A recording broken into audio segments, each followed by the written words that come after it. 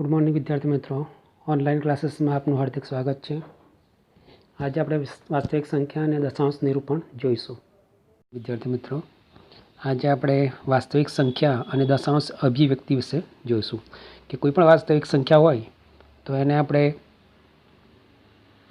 દશાંશમાં કેવી રીતે દર્શાવી શકાય અને જે દશાંશ હોય એ દશાંશને કયો દશાંશ કહેવાય। હવે સામાન્ય રીતે દશાંશમાં જે અપૂર્ણાંક સંખ્યાઓ હશે, જેમ કે 7/8, એટલે 7ને આપણે 8 વડે ભાગીએ તો આપણને એક સંખ્યા મળશે પોઈન્ટવાળી, અને જે પોઈન્ટવાળી સંખ્યા મળે એને આપણે દશાંશ સંખ્યા કહીએ। પણ એ દશાંશ કેવા પ્રકારનો હશે એ આપણે કેવી રીતે કહી શકીએ? તો સામાન્ય રીતે જે દશાંશ છે એ આપણે જોવાના છીએ 3 પ્રકારના દશાંશ। પહેલું છે શાંત દશાંશ। 3 પ્રકારના દશાંશ આપણે જોઈ શકીએ। દશાંશનો અર્થ એવો થાય કે વચ્ચે દશાંશની સાઇન આવે, બરાબર, પોઈન્ટ આવે એવું। જેમ કે 2.5 તો આને દશાંશ કહેવાય। 2.76 દશાંશમાં છે, બરાબર। 0.15 તો આ દશાંશમાં છે, કારણ કે બધામાં દશાંશ ચિહ્ન છે, વચ્ચે પોઈન્ટવાળું ચિહ્ન છે માટે। તો આપણે પહેલું છે શાંત દશાંશ, જોઈશું આપણે કોને શાંત દશાંશ કહેવાય। પછી બીજું આવે છે અનંત, એટલે કે અનંત સુધી ચાલે, બરાબર, ભાગાકાર। અનંત આવૃત, આવૃતનો અર્થ એવો થાય કે અનંત સુધી ભાગાકાર ચાલે પણ સંખ્યાઓ એકની એક જ આવે, બરાબર, સંખ્યા બદલાય નહીં। પોઈન્ટ પછી આવતી જે સંખ્યાઓ છે એ એકની એક જ આવે, તો એને આપણે અનંત આવૃત કહીશું। પહેલું શાંત દશાંશ, બીજું અનંત આવૃત, અને ત્રીજું છે અનંત અનાવૃત। અનંત અનાવૃત પ્રકારની દશાંશ, એટલે કે આ જે ત્રીજા પ્રકારની જે સંખ્યાઓ હોય છે દશાંશ ચિહ્નવાળી, એ સંખ્યાઓમાં પોઈન્ટ પછીના અંક અથવા પોઈન્ટ પછીની જે સંખ્યા છે એક તો અનંત સુધી તો ચાલે, બરાબર, એ સંખ્યાનો ભાગાકાર અનંત સુધી ચાલે, એટલે આપણને એમાં શેષ શૂન્ય મળતી નથી, અનંત સુધી ભાગાકાર ચાલે। સાથે સાથે જે સંખ્યાઓ છે એટલે કે પોઈન્ટ પછીની સંખ્યાઓ એ રિપીટ પણ થતી નથી, એટલે રિપીટ ના થતી હોય પોઈન્ટ પછીની સંખ્યાઓ તો પછી આપણે કહી શકીએ કે એ અનાવૃત છે, બરાબર। સામાન્ય રીતે અનંત અનાવૃત એ આપણને અસમય સંખ્યાઓ જે હોય એ અસમય સંખ્યાઓ, જેમ કે વર્ગમૂળ 2, તો વર્ગમૂળ 2 એ અનંત અનાવૃત છે, બરાબર। પછી વર્ગમૂળ 3, આ પ્રકારની જે સંખ્યાઓ છે આપણને અનંત અનાવૃત પ્રકારની સંખ્યાઓ છે। હવે આપણે જોઈએ કે આપણને ખબર કઈ રીતે પડે કે કઈ અનંત આવૃત છે, શાંત છે કે પછી અનંત અનાવૃત છે। જો અહીંયા આપણે ઉદાહરણ લીધેલા છે।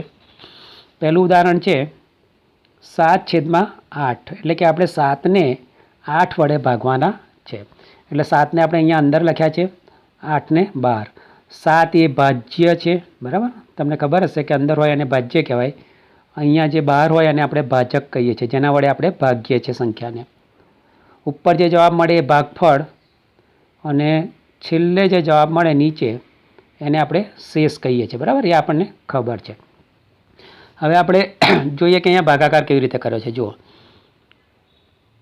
7ને 8 વડે ભાગવાના છે, બરાબર, એટલે 7ને 8 વડે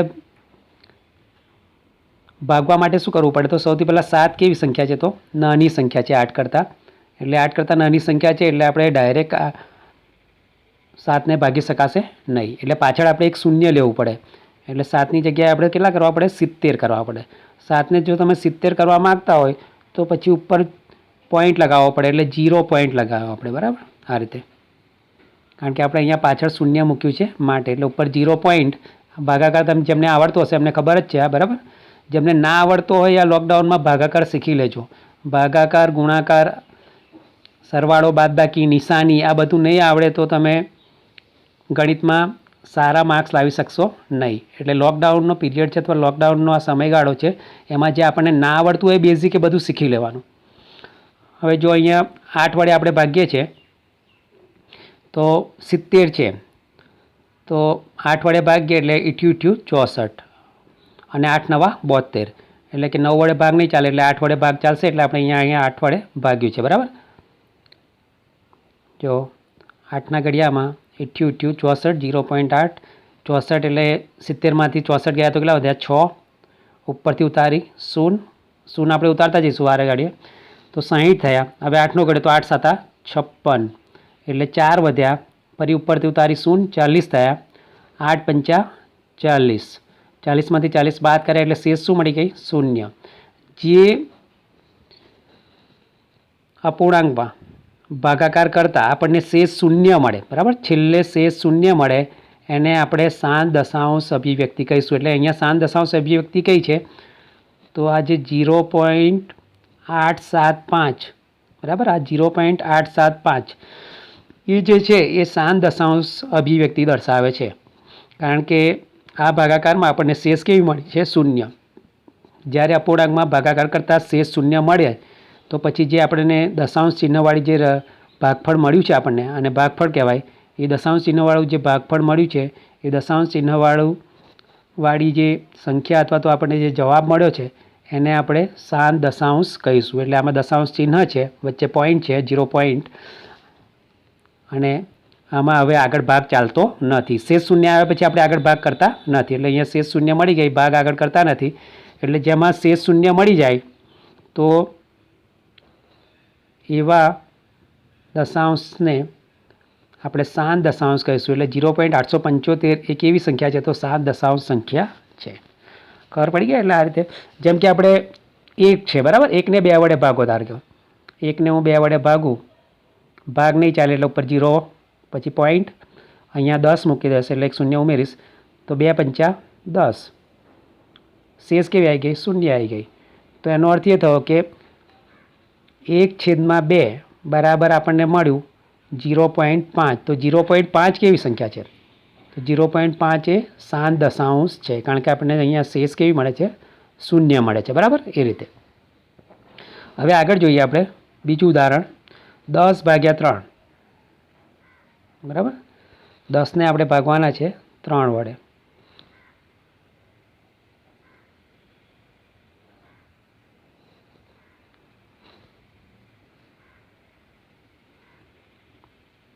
દસ ભાગ્યા 3,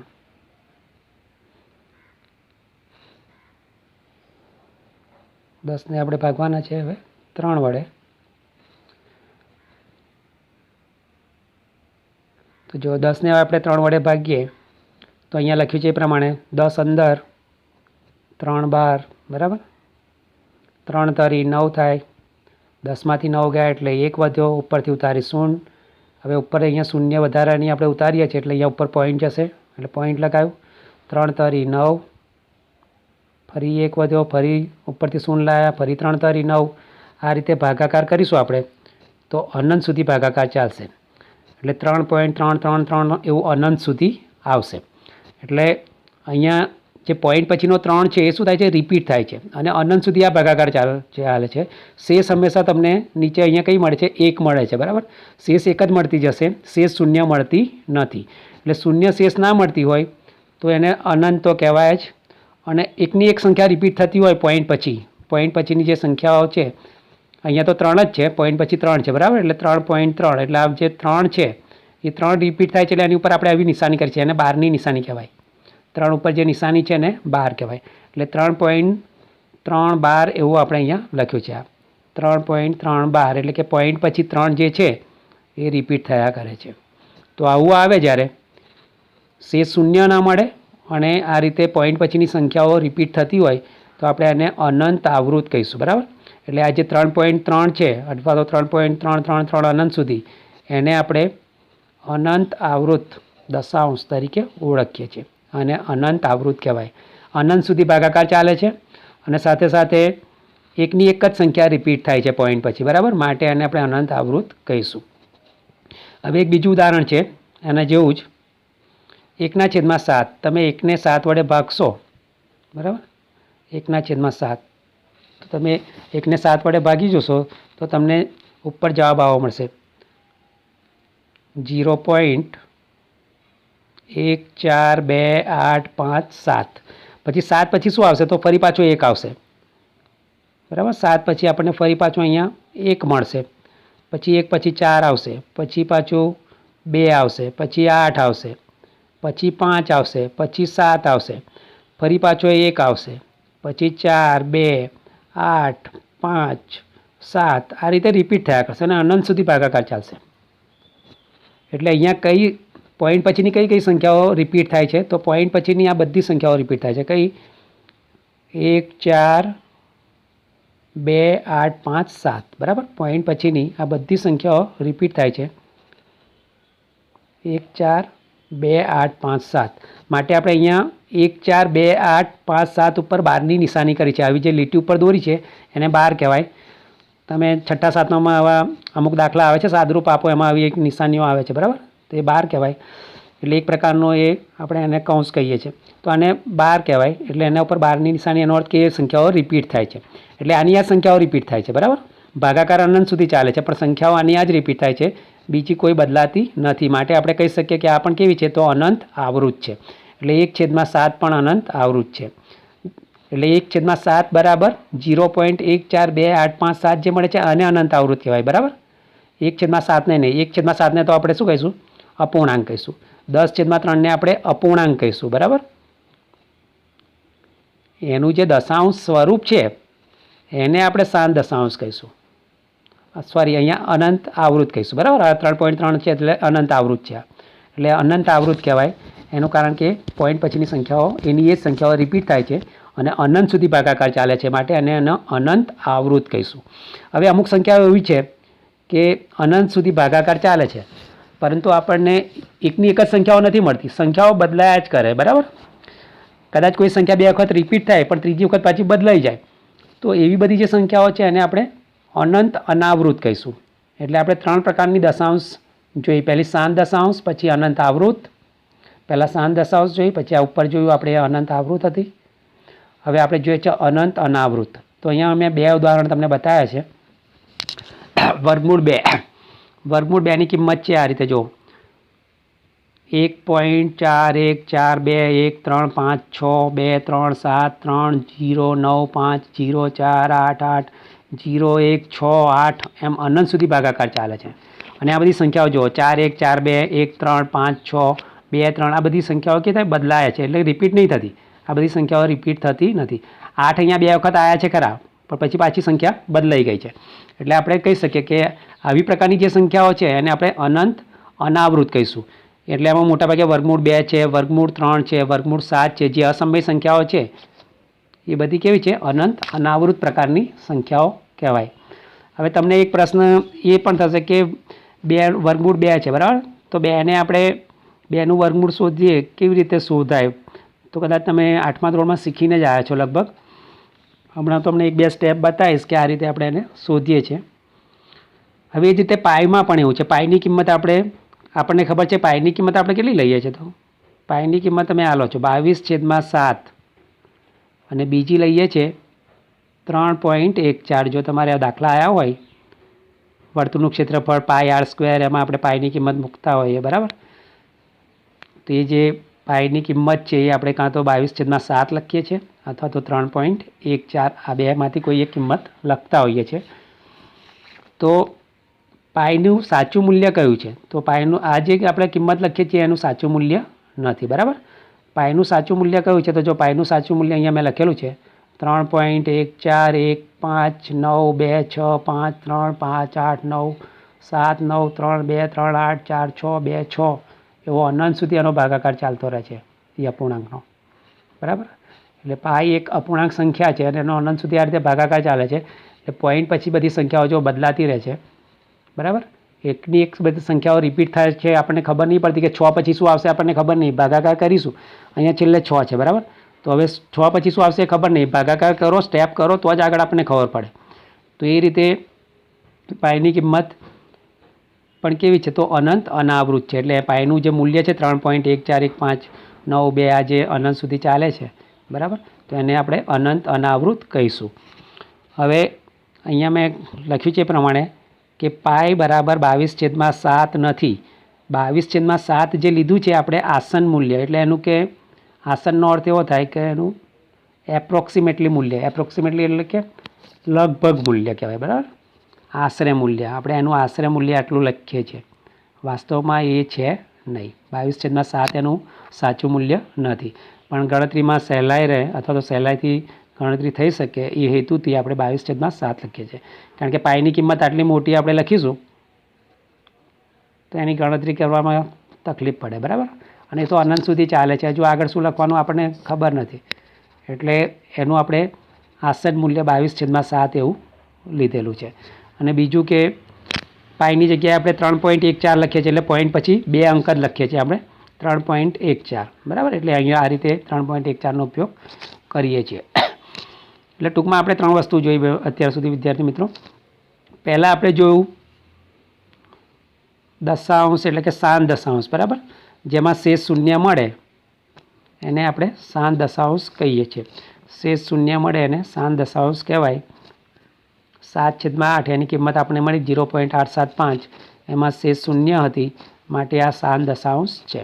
ત્યારબાદ આપણે એક બીજો દાખલો લીધો, એમાં 10/3, તો 10/3, 10ને આપણે 3 વડે ભાગ્યા આ રીતે, તો જવાબમાં આપણને 3.3333 અનંત સુધી મળે છે. એટલે જે 3.33 અનંત સુધી મળે છે, એટલે કે પોઈન્ટ પછીનો 3 એ રિપીટ થાય છે, એટલે 3.3 ઉપર 12ની નિશાની એવું લખ્યું છે આપણે, 3.3 ઉપર 12ની નિશાની. ભાગાકાર તો અનંત સુધી ચાલશે, બરાબર. એટલે અનંત સુધી ભાગાકાર ચાલે છે માટે એને અનંત કહીશું. અને આવૃત, એકની એક સંખ્યા રિપીટ થાય છે માટે અનંત આવૃત છે, એટલે આ બીજા પ્રકારની. એમાં આપણે એક બીજું ઉદાહરણ લીધું 1/7, કારણ કે એમાં 1, 4, 2, 8, 5, 7 એ રિપીટ થયા કરે છે, બરાબર, માટે તો એ પણ અનંત આવૃત પ્રકારની સંખ્યા છે.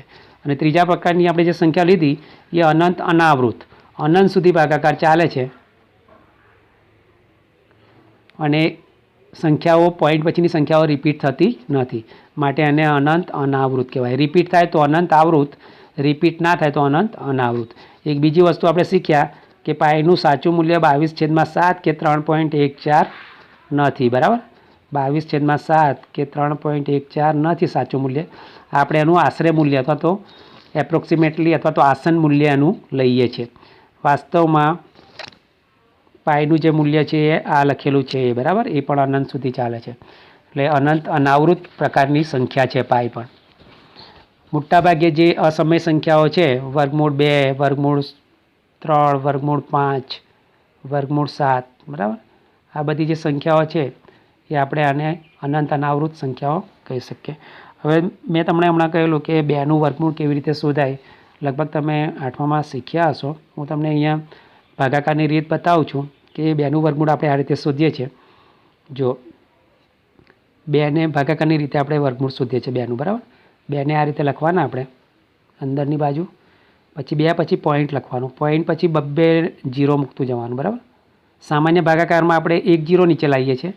વર્ગમૂળ જ્યારે શોધવાનું હોય તો 2 0 અથવા તો 2 સંખ્યાને આપણે નીચે લાવવી પડે, બરાબર. આ રીતે એ અનંત સુધી આપણે લખી શકીએ.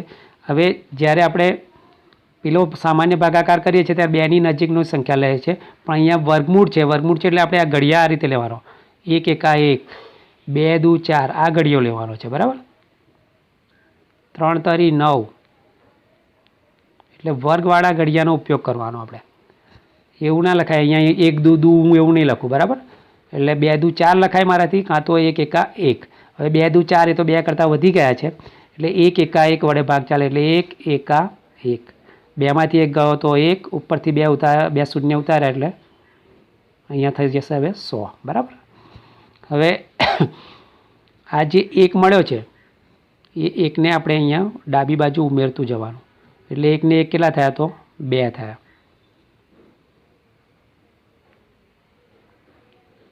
ફરીથી જોઈએ આપણે એને ભાગાકારની રીતનો ઉપયોગ કરીએ છીએ. 2.0000, બરાબર. આ રીતે જોડકામાં આપણે 0ને નીચે ઉતારવા પડે. 1 1 1 1 વડે જ ભાગ ચાલશે, મેં હમણાં સમજાવ્યું પ્રમાણે. 2માંથી 1 ગયો તો 1, ઉપરથી 2 શૂન્ય નીચે ઉતાર્યા તો 100 થયા. ડાબી બાજુ 1ને 1 વડે આપણે ભાગાકાર કર્યો છે એટલે 1 + 1 એટલે 2 થશે. હવે 100, હવે 100ની નજીક જવાનું, પણ 2ની પાછળ આપણે શું લેવાનું, 2ની પાછળ તમે 1 લઈ શકો તો 21 1 21, 2ની પાછળ 2 લઈ શકતો 22 2 44 એવું લેવું પડે, બરાબર. 21 1 21, 22 2 44, પછી 23 લઈએ તો 23 તરી 69, અહીંયા 3 છે તો પાછા 3 જ લેવાના. 24 લઈએ તો 24 ચોક 96, બરાબર. એ રીતે હવે 24 ચોક 96 છે, 25 પંચા 125 થશે. તો 24 ચોક 96 છે, એ 100ની નજીક છે. આ તો વધી જશે એટલે 24 ચોક ભાગ ચાલે અહીંયા, એટલે પાછળ અહીંયા 4 લખીએ આપણે. તો ઉપર પોઈન્ટ, અહીંયા પોઈન્ટ છે એટલે પોઈન્ટ લખવાનો. 24 ચોક 96, 100માંથી 96 બાદ કરો એટલે આપણને મળશે 4. ઉપરથી ઉતાર્યા 2 શૂન્ય, ફરીથી 24 વત્તા 4 તો આપણને મળશે 28.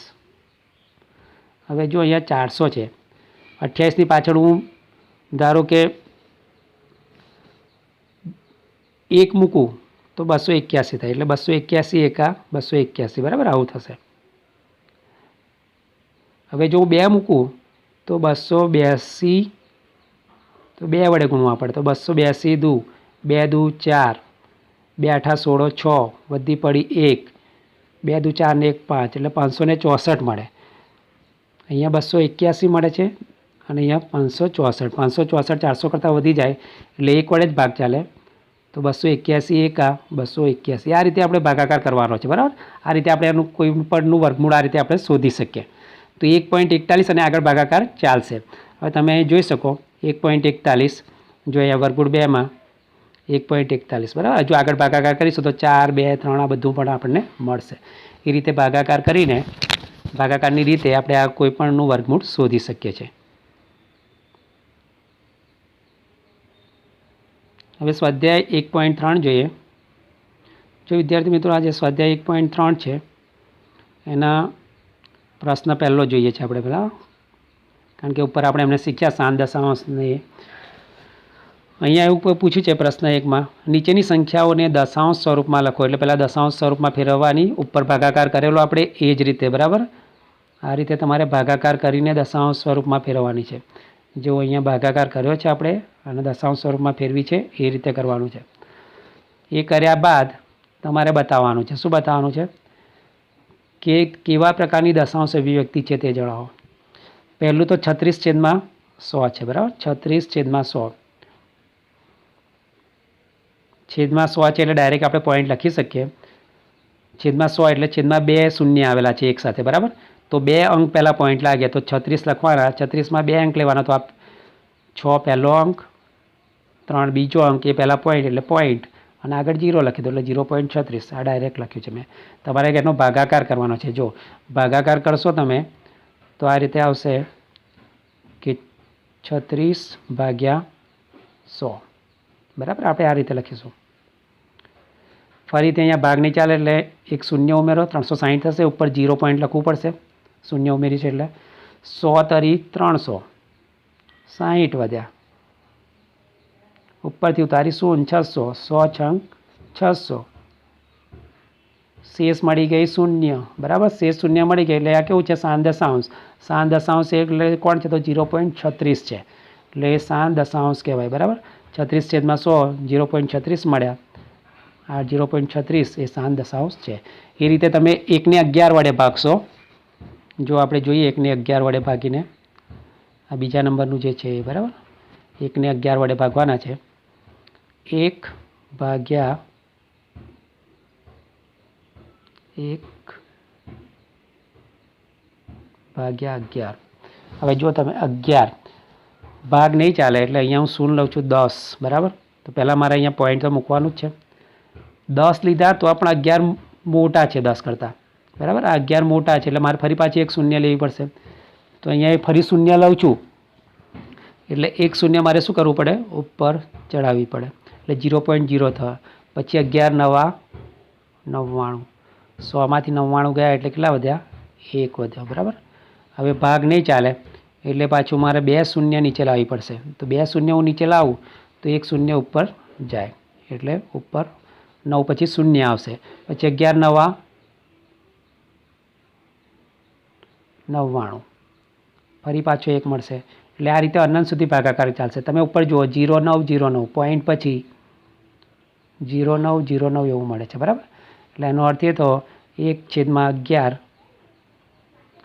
બરાબર 0.0909 આવું અનંત સુધી આવશે. એટલે પોઈન્ટ પછી કોણ રિપીટ થાય છે? 0 અને 9 બંને રિપીટ થાય છે, એટલે બંને ઉપર શું આવે? 12ની નિશાની આવે અને જ્યારે 12ની નિશાનીવાળી સંખ્યા આવે તો એને આપણે અનંત આવૃત કહીશું, કારણ કે એ ભાગાકાર અનંત સુધી ચાલશે. એટલે આ બીજા પ્રકારની જે સંખ્યા છે એને આપણે અનંત આવૃત કહી છે. એ રીતે 4 પૂર્ણાંક 1 અષ્ટમાંશ એટલે 8 ચોક 32, 32 + 1 એટલે 33 ઉપર લખવાના, 8 નીચે. 33ને 8 વડે ભાગીશું તો આપણે 4.125 મળે છે. એટલે આમાં આપણને શું થશે કે શેષ શૂન્ય મળશે, માટે એ 7 દશાંશ સંખ્યા છે. બરાબર, આ રીતે આપણે એને કહી શકીએ. ભાગાકાર કરીને બતાવવાનું છે, મેં તમને ભાગાકાર કરીને બતાવ્યું છે, તમારે એ રીતે એને કરવાનું રહેશે. હવે આગળ જોઈએ.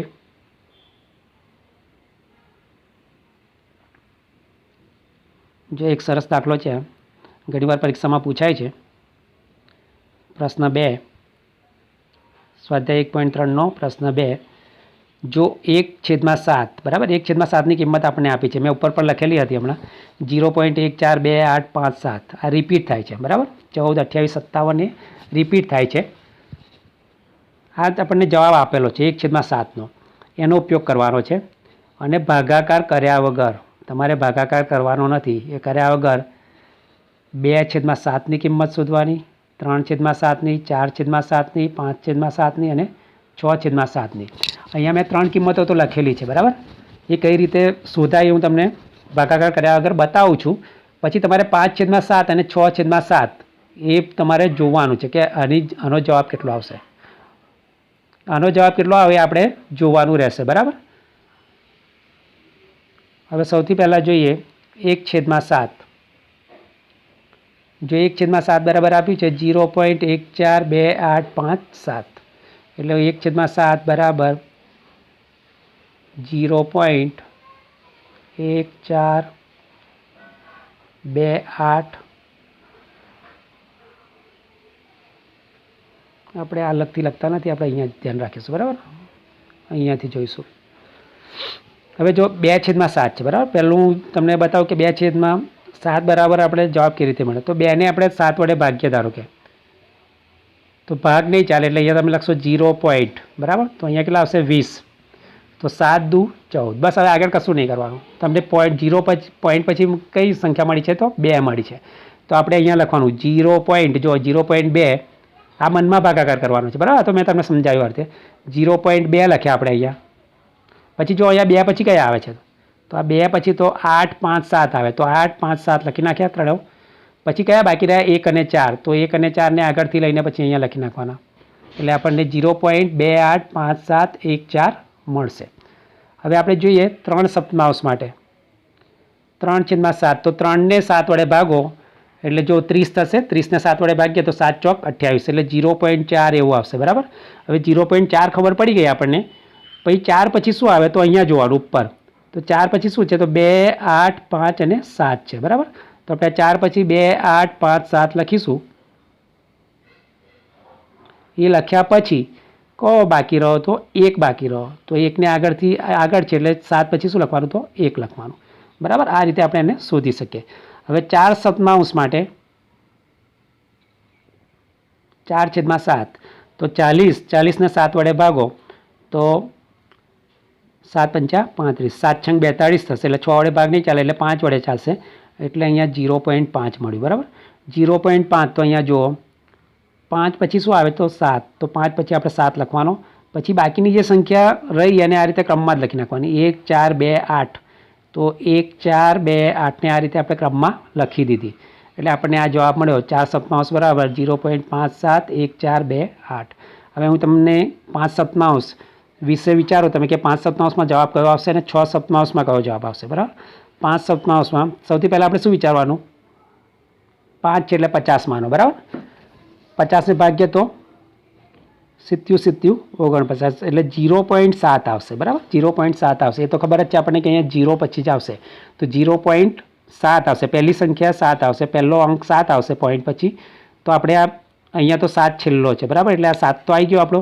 એના પછી જે સંખ્યાઓ બાકી રહી છે, કઈ બાકી રહી તો 1 4 2 8 5 7, તો એ જ ક્રમમાં લખવાની, 1 4 2 8 અને 5. 7ને લખવાના નહીં, કારણ કે 7 આપણે આગળ લખી લીધો છે. હવે 6/7 માટે એ જ રીતે, તો પહેલાં તો 0.7 60 ને આપણે 7 વડે ભાગવાના, તો 7 8 56. હવે અહીંયા જો ઉપર, બરાબર, 60 ને 7 વડે ભાગીએ તો 0.7 8 56. 7 8 56 છે. 8 પછી કઈ છે? તો 5 અને 7. તો 5 અને 7 લખી નાખો. 8 પછી 8 5 7 બાકી રહ્યા એને પછી લખો તો 1 4 2 1 4 2 આ લખી નાખ્યું. બરાબર.